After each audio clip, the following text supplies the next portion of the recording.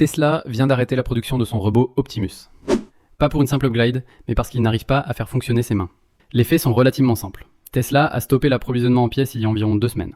Ils ont fabriqué près de 1000 unités d'Optimus, sécurisé des composants pour 1200 au total, et maintenant ils se retrouvent avec un stockpile croissant de corps de robots à moitié finis qui attendent dans leurs entrepôts. Le vrai problème ? Les moteurs des articulations surchauffent de manière critique, le système de transmission ne tient pas sur la durée prévue, la batterie s'avère largement insuffisante, et surtout, les mains.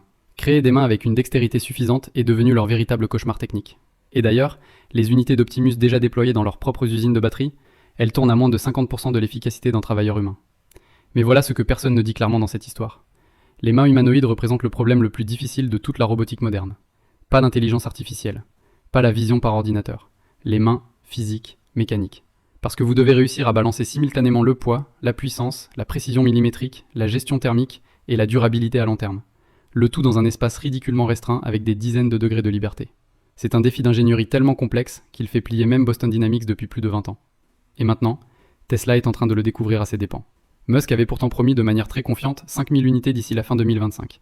Il parlait même de 50 000 unités en 2026 et d'atteindre 500 000 par an d'ici 2029.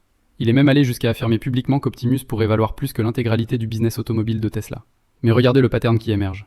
Des démos spectaculaires et impressionnantes en 2023, quelques unités qui fonctionnent moyennement bien en 2024, et maintenant en 2025, arrêt complet de la production pour un redesign fondamental. Et pendant ce temps, un détail révélateur. Le chef du projet original, Milan Kovac, a discrètement quitté l'entreprise en juin. Il est remplacé par Ashok Eluswamy, le gars responsable du full self-driving, essentiellement un software guy pour résoudre un problème hardware critique. Ça vous dit absolument tout sur la situation réelle dans laquelle il se trouve. Tesla est en train de réaliser brutalement ce que l'industrie robotique sait depuis toujours. Faire une démo impressionnante sur scène devant des investisseurs, c'est fondamentalement différent de produire en masse un robot fiable et performant. Les timelines ambitieuses de Musk, vous pouvez les oublier. La vraie question stratégique maintenant c'est, est-ce qu'ils vont avoir le courage de simplifier radicalement le design et de viser des cas d'usage spécifiques et réalistes, ou est-ce qu'ils vont continuer à s'entêter sur le fantasme du robot humanoïde généraliste ?